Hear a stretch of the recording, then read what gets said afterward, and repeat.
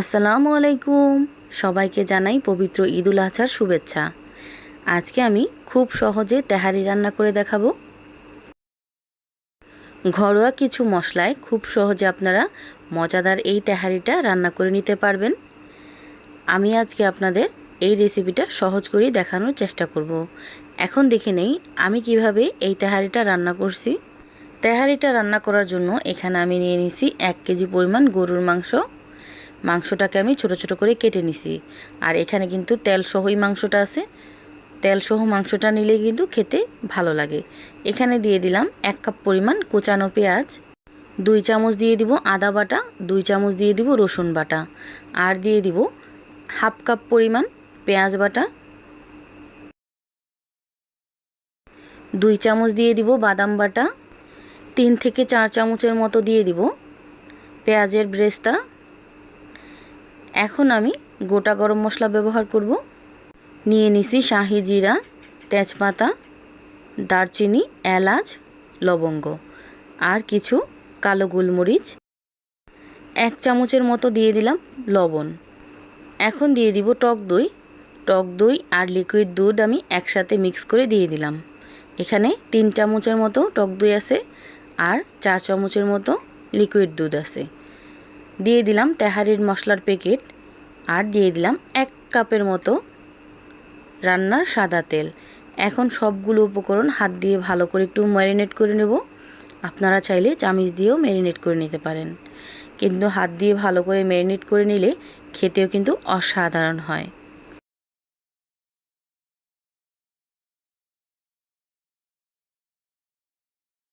ভালো করে ম্যারিনেট করা হয়ে গেছে। এখন একটা ঢাকনা লাগিয়ে একটা সাইডে রেখে দেব। এখন আমি সরাসরি চুলায় চলে যাচ্ছি। চুলায় একটা বড় কড়াই বসাই দিলাম, দিয়ে দিলাম রান্নার সাদা তেল। তেলটা যখন গরম হয়ে যাবে ওই পর্যায়ে আমি আগে থেকে রেডি করে রাখা আলুর টুকরোগুলো দিয়ে দিব। আর আলুর টুকরোগুলো আমি একটুখানি জর্দার রং মিশিয়ে রেখে দিছিলাম। ওইটার দেখাইনি, ভিডিওটা অনেকটা বড় হয়ে যাবে। এখন আমি এই আলুটাকে ভালো করে গোল্ডেন ব্রাউন কালার করে ভেজে নামিয়ে নিব। এই তো ভাজা হয়ে গেছে, এখন আমি নামিয়ে নিব।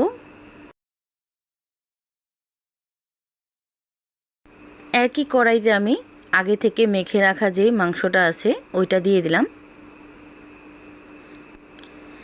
এখন একটা চটা দিয়ে আলতো হাতে নেড়ে ঢাকনাটা লাগিয়ে রেখে দেব প্রায় আধ ঘন্টার জন্য।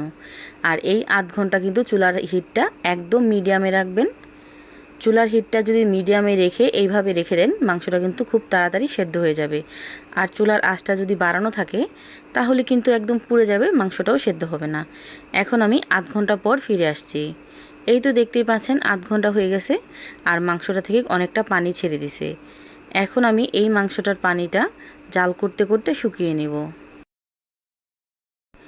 এখন কিন্তু অনেকটাই শুকিয়ে গেছে। এখন আমি আগে থেকে যে ভেজে রাখা আলুটা দিয়ে দিব। আলুটা কিন্তু আগে দিতে যাবেন না, আলুটা যদি আগে দিতে যান তাহলে কিন্তু একদম গলে যাবে।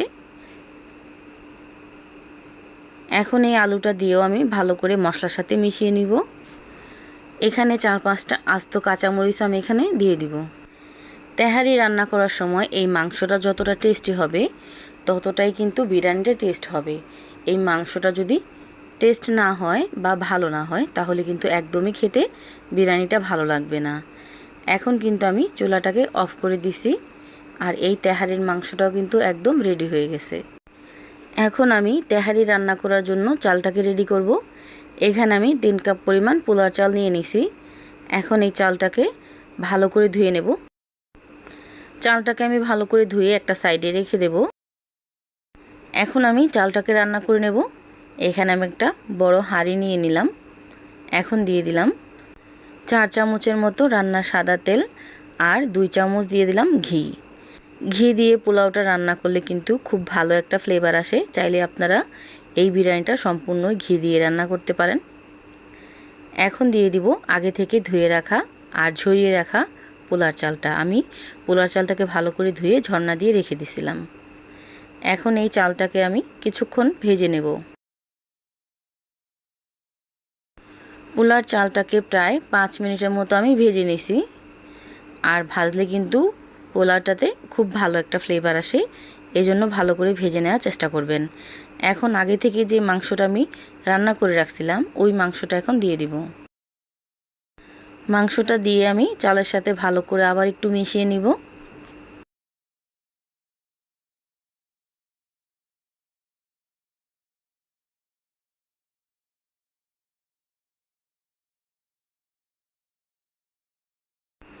এই তো মেশানো হয়ে গেছে। এখন আমি এখানে 1.5 কেজি পরিমাণ পানি দিয়ে দিব। এখানে কিন্তু 3 কাপ পরিমাণ পোলার চাল আছে, এই জন্য আমি এখানে 1.5 কেজি পরিমাণ পানি ব্যবহার করব। যদি 1 কেজি পোলার চাল নেন তাহলে কিন্তু এখানে 2 কেজি পরিমাণ পানি দিয়ে দিবেন।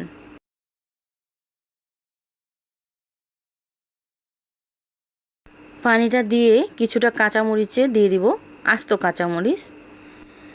এখন আমি ঢাকনাটা লাগিয়ে মিডিয়াম টু হাই হিটে রেখে প্রায় 15 মিনিট জাল করে নেব। 15 মিনিট পর আমি আবার ফিরে আসছি।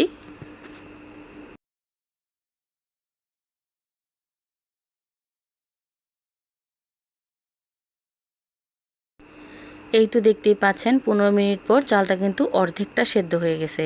এখন আমি চুলার হিটটাকে একেবারে লো হিটে করে দেব আর একটু নাড়িয়ে দেব। নাড়িয়ে না দিলে কিন্তু উপরের চালটা শক্ত হয়ে যাবে আর নিচের চালটা বেশি হয়ে যাবে।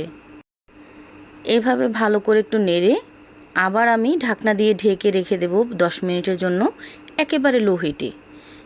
লো হিটে রেখে 10 মিনিট পর আমি ঢাকনাটা উঠিয়ে দেখলাম একদম পারফেক্টলি কিন্তু বিরিয়ানিটা রেডি হয়ে গেছে। দেখেই নিশ্চয়ই বুঝতে পারতেছেন চালটা কিন্তু একদম পারফেক্টলি কুক হয়ে গেছে। বিরিয়ানিটা তো একদম পারফেক্টলি রেডি হয়ে গেল। এখন আমি উপর দিয়ে কিছুটা ব্রেস্তা ছিটিয়ে দিব। আর একটু ফ্লেভার অ্যাড করার জন্য দিয়ে দিলাম 2 চামচ ঘি। ঘিটা দিলে কিন্তু খুব ভালো একটা ফ্লেভার আসবে এই পর্যায়ে দিলে। আমার এই ভিডিওটা যদি আপনাদের কাছে একটু হলেও ভালো লাগে তাহলে অবশ্যই আমার চ্যানেলটা সাবস্ক্রাইব করে দিবেন। আর যদি অলরেডি সাবস্ক্রাইব করে থাকেন তাহলে অসংখ্য ধন্যবাদ। সবাই ভালো থাকবেন, সুস্থ থাকবেন। আল্লাহ হাফেজ।